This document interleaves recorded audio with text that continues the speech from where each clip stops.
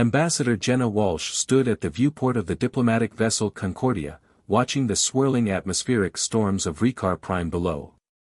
After 18 months of careful negotiations with the Vakari Confederation, humanity's first major interstellar alliance was within reach. If only she could shake the feeling that something was terribly wrong.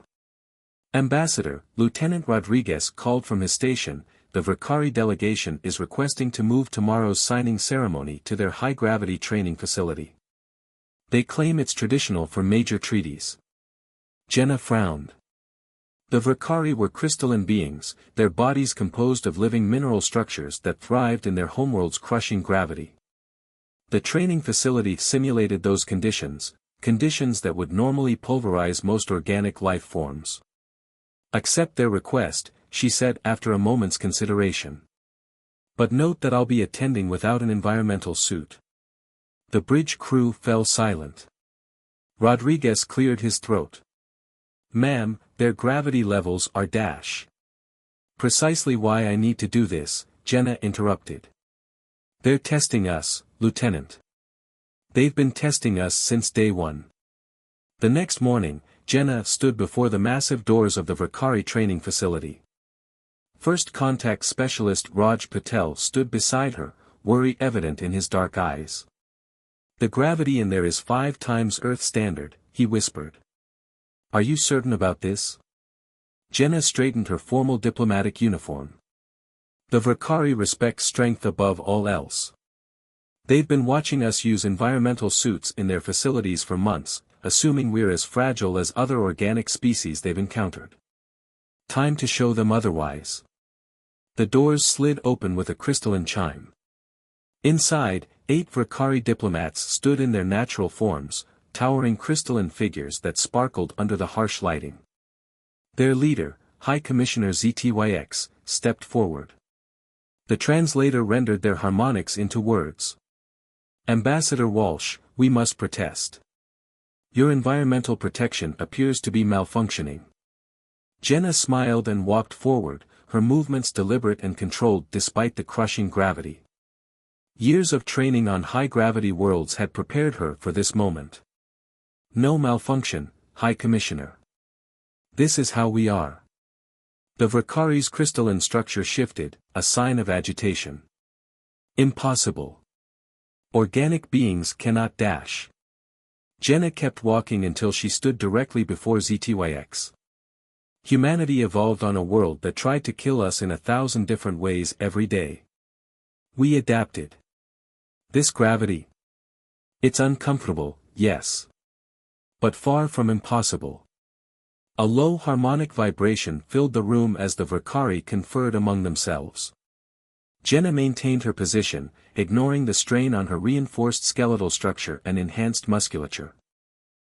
Like most modern humans, her body had been subtly engineered to handle the rigors of space exploration, building upon humanity's already remarkable natural resilience. The demonstration might have ended there if not for what happened next. One of the junior Vakari diplomats, perhaps acting on lingering doubts, activated the facility's gravity controls. The crush of force doubled instantly. Jenna staggered but remained standing. Warning klaxons blared as the gravity continued to increase. Stop this. ZTYX commanded, but the rogue diplomat had locked out the controls. At 8 times Earth gravity, Jenna's enhanced bones creaked. At 10 times, she fell to one knee but refused to collapse completely. Blood roared in her ears as her heart strained to maintain circulation against the crushing force. The Vakari watched in horrified fascination as she endured what should have been instantly fatal to any organic being. When security finally managed to shut down the gravity system, Jenna slowly rose to her feet. Blood trickled from her nose, but her voice remained steady. Humanity doesn't use environmental suits because we're weak, she said, wiping the blood away. We use them out of courtesy, to make others comfortable. But make no mistake, we can endure far more than this if we must. The revelation spread through the Vakari Confederation like a shockwave. Humanity's apparent fragility had been a key factor in their diplomatic calculations. The knowledge that humans could not only survive but function in conditions that would destroy most organic life forms changed everything. Within hours, the Verkari High Council convened an emergency session. Reports were hastily compiled about other unusual human characteristics that had been observed but dismissed: their ability to continue functioning with injuries that would incapacitate other species, their rapid healing, their capacity to survive extreme temperature variations. What had seemed like a straightforward diplomatic alliance now took on new dimensions. The Verkari had to face an uncomfortable truth: they had fundamentally misunderstood their potential allies from the start. In her quarters that evening, as medical nanites repaired the strain damage to her tissues, Jenna reviewed the preliminary reports from the diplomatic corps. The Verkari were requesting a complete revision of the alliance treaties. Their entire assessment of humanity's role in galactic affairs had shifted. Send a priority message to Earth Command, she instructed her AI assistant. Tell them Operation Glass Ceiling was successful, but with unexpected complications. The Verkari now know what we can endure. The question is, are they ready to accept what that means? As she looked out at the storm-racked skies of Rikar Prime, Jenna couldn't help but wonder if they'd just changed the course of human-alien relations forever. Humanity's carefully maintained image of being just another organic species had shattered. The galaxy was about to learn that the creatures from Earth were something else entirely. The real negotiations were about to begin. The attack came without warning. 3 months after the gravity chamber incident, the human colony on Proxima B erupted in chaos as Verkari separatist ships emerged from quantum space. Their crystalline hulls glittered like deadly diamonds against the rust-colored sky. In the colony's operations center, Director Nathaniel Blackwood watched in horror as the first plasma bombardment struck the outer habitation domes. The Separatists, a radical faction of the Verkari Confederation who believed humanity posed an existential threat, had chosen their moment well. Status of the planetary shields, he demanded. His operations chief, Yuki Tanaka, worked frantically at her console. Holding at 63%, but they're using focused ionic pulses. They know exactly how to degrade our defense matrix. Of course they did. The alliance negotiations had included sharing of defensive technologies. Now that knowledge was being used against them. Begin evacuation protocols, Nathaniel ordered. Get everyone to the underground shelters. Sir, Yuki's voice cracked, the main shelter's environmental systems were damaged in the first strike. The radiation levels. Nathaniel understood the implication.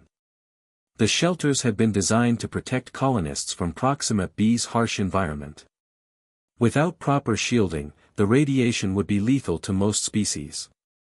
Most species. Get them down there anyway, he commanded. And send a priority alert to Earth Command. Authorization code, Broken Mirror. The next 6 hours became a lesson in human endurance that would be studied in alien war colleges for generations to come. As the Verkari separatists methodically destroyed the colony's surface structures, they followed standard extinction protocols, the same ones that had worked on dozens of other organic species. What they didn't understand was that humans didn't break like other organics. In the radiation-flooded shelters, colonists huddled together as their cells began the familiar dance with damage and repair. Humanity's long evolution under Earth's radiation-rich environment, combined with centuries of genetic engineering, had given them remarkable radiation tolerance. It wasn't comfortable, there would be cancers to treat later, cellular damage to repair, but they could survive it. Above ground, the colony's security forces demonstrated other uniquely human traits. When their powered armor failed, they kept fighting in manual mode. When their weapons overheated, they used them as clubs. When the atmosphere began venting from damaged sections, they held their breath for impossibly long periods, moving from seal point to seal point with desperate efficiency. Lieutenant Sofia Mendoza led a team of engineers through a superheated maintenance tunnel, their skin blistering but healing almost as quickly. They reached a backup power core and managed to restore emergency systems across 3 sectors, saving hundreds of lives. When asked later how they survived the 180-degree heat, Sophia simply shrugged and said, "We didn't have a choice." The Vakari separatists, monitoring from orbit, watched in growing confusion as life signs continued to register despite conditions that should have been universally fatal. Their sensors had to be malfunctioning. Nothing organic could endure such an environment. Lieutenant Sofia Mendoza led a team of engineers through a superheated maintenance tunnel, their skin blistering but healing almost as quickly. They reached a backup power core and managed to restore emergency systems across 3 sectors, saving hundreds of lives. When asked later how they survived the 180-degree heat, Sophia simply shrugged and said, "We didn't have a choice." The Vakari separatists, monitoring from orbit, watched in growing confusion as life signs continued to register despite conditions that should have been universally fatal. Their sensors had to be malfunctioning. Nothing organic could endure such an environment. The Galactic Assembly hadn't seen such chaos since the Great Collapse 3 centuries ago. Representatives from 17 spacefaring civilizations crowded the massive chamber on Europa Station, their voices rising in a cacophony of translated arguments and demands. Admiral Isabella Rivera watched from humanity's observation pod, her cybernetic eye recording everything for Earth Command. The footage from Proxima b had leaked, not accidentally, she knew, and now every species in local space was reassessing their position on humanity. "The Artaxians are demanding access to human genetic data," reported her aide, Commander Jackson. "The MRSK Collective is threatening to withdraw from their trade agreements unless we submit to a full biological audit." Isabella smiled grimly. "And the hegemony?" "Silent." Which might be the most worrying response of all. The hegemony, a coalition of energy-based lifeforms who had long considered themselves the galaxy's most advanced civilization, had maintained complete radio silence since the Proxima b incident.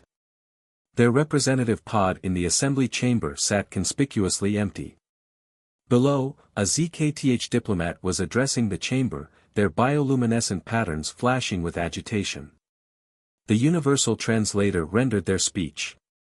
"Cannot allow an uncontrolled variable of this magnitude to remain unaddressed. If humans possess capabilities beyond our established parameters for organic life, they represent a fundamental threat to galactic stability." Ambassador Walsh stepped onto the speaking platform, her presence commanding immediate attention. The injuries from the gravity chamber incident had long since healed, leaving no trace, another human trait that unsettled their galactic neighbors. "Distinguished representatives," she began, "I understand your concerns. The events at Proxima b have raised questions about humanity's capabilities.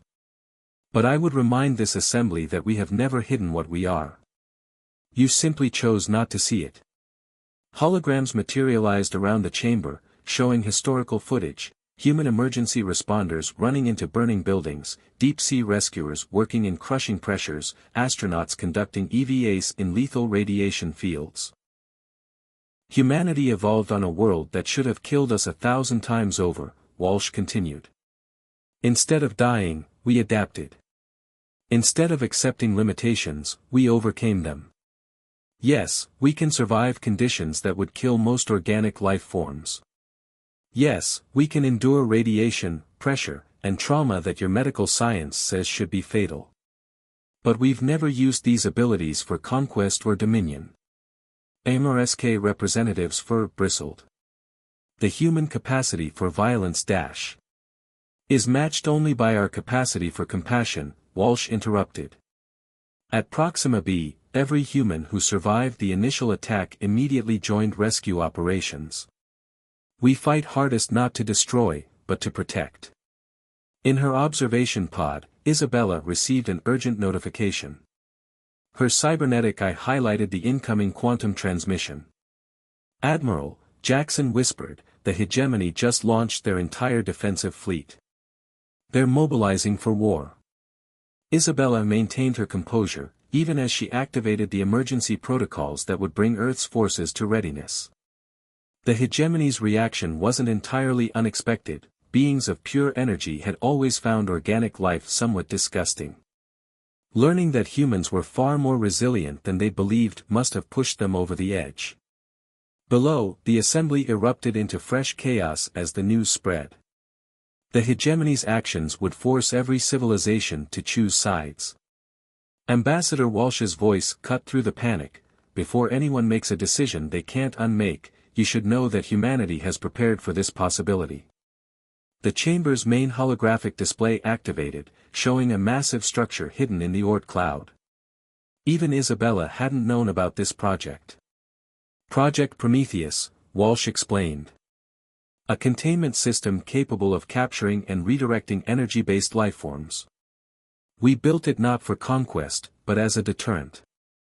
Because humanity's greatest strength isn't our physical resilience, it's our determination to preserve peace, even in the face of extinction-level threats. The revelation hit the assembly like a supernova. The implications were staggering. Humanity hadn't just survived on a death world, they'd quietly developed countermeasures against the galaxy's most powerful entities while maintaining a facade of technological inferiority.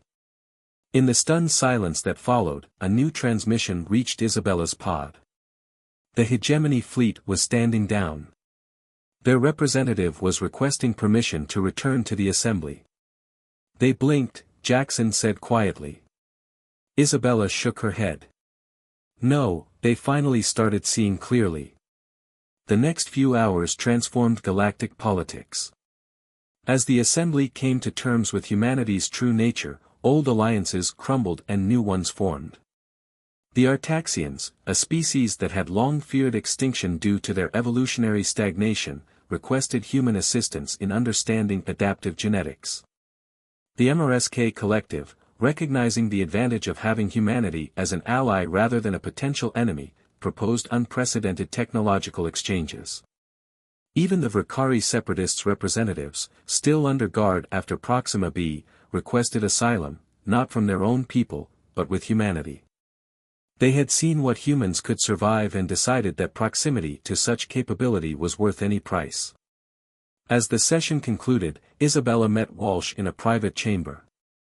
That could have gone very differently, the Admiral noted. Walsh nodded. Humanity's greatest weapon isn't our resilience or our technology. It's the fact that we've experienced what it means to be seen as weak, to be underestimated and dismissed. We know the value of restraint. And now everyone knows the cost of underestimating us. Outside the chamber windows, Earth glowed blue and serene, belying its nature as the crucible that had forged humanity's extraordinary capabilities. The galaxy was adjusting to a new reality, one where the supposedly fragile organic beings from Sol 3 were actually among the most durable and adaptable species in known space. The ripples from this revelation would continue spreading through the stars, reshaping the future in ways no one could fully predict. But one thing was certain, humanity's place in the galaxy would never again be questioned. They had earned their place among the stars, not through conquest or dominion, but through the simple, unstoppable trait that had defined their species since they first looked up at the sky, the absolute refusal to accept limitations. The void between galaxies was not meant for organic life. Yet here they were. The International Research Vessel Terminus hung in the intergalactic dark, its quantum engines idle as the crew studied the approaching anomaly. Dark energy readings were off the scale, suggesting something was tearing its way into normal space from elsewhere. Dr. Kira Patel stood at the main observation deck, her augmented eyes processing wavelengths no natural human could perceive. Behind her, representatives from 12 alien species huddled around their monitoring equipment, their bodies betraying signs of stress even in their environmentally controlled chambers. The barrier between dimensions is thinning, announced Clara, the Artaxian quantum physicist. Their crystalline sensory arrays vibrated with concern. By all known laws of physics, we should have retreated by now. Humanity doesn't put much stock in should, Kira replied, adjusting her sensors. The terminus had been specifically designed for this mission, investigating the source of mysterious signals that suggested an invasion from another universe was imminent. The ship shuddered as another wave of dark energy washed over them. Warning lights flashed as radiation levels spiked to lethal levels in several sections. Hull breach in Section 7, called out Lieutenant Wei through the comm, radiation containment failing. The alien scientists moved to their emergency transport pods, a rational response to a lethal situation. But the human crew members ran toward the danger instead of away from it. Kira reached Section 7 to find Wei and 3 other crew members already sealing the breach, their bodies absorbing radiation doses that would have killed most species instantly. Their enhanced physiology, combined with the latest generation of medical nanites, allowed them to continue functioning where others would have collapsed. "The aliens think we're insane," Wei commented as they worked, his skin already showing signs of radiation burns that were healing almost as quickly as they formed. "Running into lethal radiation like this. The aliens don't understand that humanity's greatest achievement wasn't surviving Earth," Kira replied, her augmented hands manipulating the seal materials. "It was learning to thrive in places we were never meant to exist." A new alarm blared, the dimensional breach was widening. Through the repaired viewport, Kira watched as space itself seemed to tear open, revealing something that hurt to look at directly. The entities that emerged defied description in normal spacetime. They were vast, geometric impossibilities that leaked radiation and dark energy merely by existing. First contact protocols were useless here, these weren't aliens in any conventional sense. They were invaders from a universe with fundamentally different physical laws. "All non-human personnel, evacuate immediately to shielded sections," ordered Captain Diana Rodriguez over the ship-wide comm. "This is not a discussion." The alien scientists, for once, didn't argue. They had seen enough of human capabilities to know when to trust their judgment. As the extradimensional entities approached the terminus, Kira rushed to the quantum labs. The ship's sensors were picking up something extraordinary. The human crew members' neural patterns were somehow resonating with the dimensional breach itself. "It's our adaptability," Kira realized, her augmented mind processing the data streams. "Our brains aren't just accepting the impossible physics, they're learning to understand them." Throughout human history, their species had demonstrated an unprecedented ability to adapt to new environments, from the crushing depths of oceans to the vacuum of space. Now, faced with entities that violated the laws of their universe, human minds were beginning to comprehend patterns that their alien colleagues' more specialized brains couldn't process. Captain Rodriguez authorized the deployment of Project Phoenix, an experimental system that would allow human consciousness to interface directly with the quantum fabric of spacetime.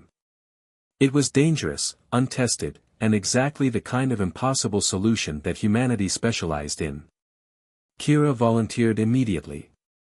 The interface process was agony beyond description. Her enhanced nervous system fought to integrate with patterns of reality that shouldn't have been possible in normal space. But like countless humans before her who had pushed beyond what should have been possible, she endured. Through the quantum interface, she began to understand. The entities weren't invading, they were fleeing. Their universe was dying, and they had detected in humanity something unique, the ability to adapt to fundamental changes in reality itself. "They're not here to destroy us," Kira broadcasted through the ship's comm, her voice distorted by the quantum integration. "They're here to learn from us. We're the only organic species they've found that can survive contact with their physics." The realization changed everything. Humanity's remarkable durability wasn't just about surviving physical hardships, it was about adapting to fundamental changes in reality that would drive other species to extinction.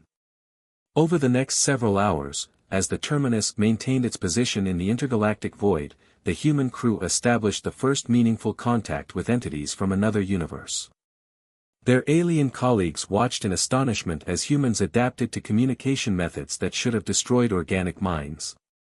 "We always thought human resilience was about physical durability," Clara commented as they watched Kira communicate with the entities. "We never understood it was about something far more fundamental, the ability to adapt to the impossible until it becomes possible." The implications were staggering. Humanity wasn't just a species that had survived a death world, they were potentially the key to surviving the death of reality itself. Their unique combination of physical durability and mental adaptability made them the perfect bridge between universes. As the Terminus prepared to escort the dimensional refugees to a contained space where their physics could be safely studied, Kira recovered from the quantum interface. Her body was already healing from an experience that should have been fatal several times over. "You know what this means," Wei said as he helped her to the medical bay. "Every species in our universe is going to look at humanity differently now." Kira smiled weakly. "They already should have. We never just survived Earth, we learned to take whatever reality threw at us and turn it into an advantage." The Terminus began its journey home, carrying not just the dimensional refugees but also a new understanding of humanity's place in the cosmos. They weren't just survivors or warriors or diplomats. They were the species that could walk between realities, adapt to the impossible, and emerge stronger. The galaxy would need that strength in the times to come. 1 year after the Terminus incident, Earth hosted the first multi-universal Congress. The Grand Assembly Hall in New Geneva hummed with an impossible mix of energies as representatives from 3 universes gathered to determine the future of existence itself. Fleet Admiral Isabella Rivera stood at the central podium, her cybernetic enhancements allowing her to perceive all the delegates, from the familiar organic species of her own universe to the geometric energy beings from Universe B and the probability clouds that represented Universe C's quantum collective consciousness. "We stand at a crossroads," she began, her words translated into 15 different forms of communication simultaneously. "The barriers between realities are failing. Multiple universes face extinction. Yet here we are, finding a way forward together. And humanity stands ready to help bridge these gaps." In the past year, everything had changed. The discovery that humans could adapt to other universal constants had transformed humanity from a curiosity into a linchpin species. Their enhanced bodies could survive the transition between realities. Their adaptable minds could comprehend contradictory physics. Their sheer stubborn determination made them perfect intermediaries between incompatible forms of existence. Dr. Kira Patel, still bearing the quantum scars from her first contact with Universe B, activated the central holographic display. It showed the network of interuniversal bridges humanity had helped establish, safe passages between realities that would have been impossible without human adaptability. "Our species evolved on a planet that tried to kill us every day," Kira explained to the assembled delegates. "We survived not by being the strongest or the fastest, but by being the most adaptable. Now that same trait allows us to help others survive the death of their realities." A Universe B entity pulsed with geometric patterns that the translators rendered as skepticism. "Your species remains paradoxical. Physically durable yet infinitely mutable. Technologically young yet comprehending concepts that should shatter organic minds. How can such contradictions exist?" The answer came from an unexpected source. High Commissioner ZTYX of the Verkari, their crystalline form shimmering with newfound understanding, stepped forward. "Because humans never accepted limitations," they said. "When told something was impossible, they treated it as a challenge. When faced with extinction, they chose to adapt. Their greatest strength isn't their durability or their technology, it's their refusal to accept impossible as an answer." The probability clouds of Universe C shifted in patterns indicating agreement. They had witnessed humans learning to perceive quantum superpositions consciously, adapting their minds to comprehend simultaneous multiple states of reality. Admiral Rivera activated the second phase of the presentation. The hologram shifted to show the true scope of what humanity had been preparing for. "The death of universes isn't a natural phenomenon," she revealed. "Something is consuming realities, breaking down the fundamental forces that make existence possible. We've tracked the pattern. It's headed for our universe next." The assembly erupted in a chaos of reactions, energy patterns flaring, probability clouds fluctuating, organic species showing their various signs of distress. But the humans in the room remained calm. Humanity has been preparing for existential threats since we first looked up at the stars, Rivera continued. Project Prometheus wasn't just about containing energy beings. It was a prototype for something much larger. The hologram expanded to show a massive structure being built in the space between universes, a joint project combining technology and principles from multiple realities. The Nexus, Kira explained. A structure that can maintain stable spacetime even as universal constants fail. A lifeboat for multiple forms of existence, operated by the one species proven capable of adapting to all of them, humanity. The revelation landed like a supernova. Humanity hadn't just been preparing for threats within their universe, they'd been preparing for the end of reality itself. Their seemingly impossible combination of traits wasn't an evolutionary accident. It was exactly what the multiverse needed to survive. We're not asking for leadership or control, Rivera assured the assembly. We're offering partnership. Humanity can help bridge the gaps between your realities, can help you survive the coming darkness. But we need your knowledge, your perspectives, your unique capabilities. In the silence that followed, representatives from 3 universes confronted a humbling truth. The species they had once dismissed as primitive organics from a death world had become essential to existence itself. A Universe B entity pulsed a question: why help us? Your species could simply save themselves. Rivera's response embodied everything that made humanity unique, because that's not who we are. We didn't survive Earth by abandoning others to die. We survived by working together, by refusing to accept defeat, by finding ways to thrive in conditions that should have killed us. We're offering the multiverse the same chance. The vote that followed was unanimous. Operation Exodus would begin immediately, a cooperative effort across multiple realities to preserve existence itself, with humanity serving as the bridges between worlds. As the Congress concluded, Kira found herself standing with Admiral Rivera, watching representatives from 3 universes working together to plan their shared survival. Think they finally understand what humanity really is? Kira asked. Rivera smiled. They're beginning to. We're not just survivors or adapters or protectors. We're the species that looks at the end of existence itself and says, not today. Outside the assembly hall, Earth's sky shimmered with the subtle signs of multiple realities intersecting.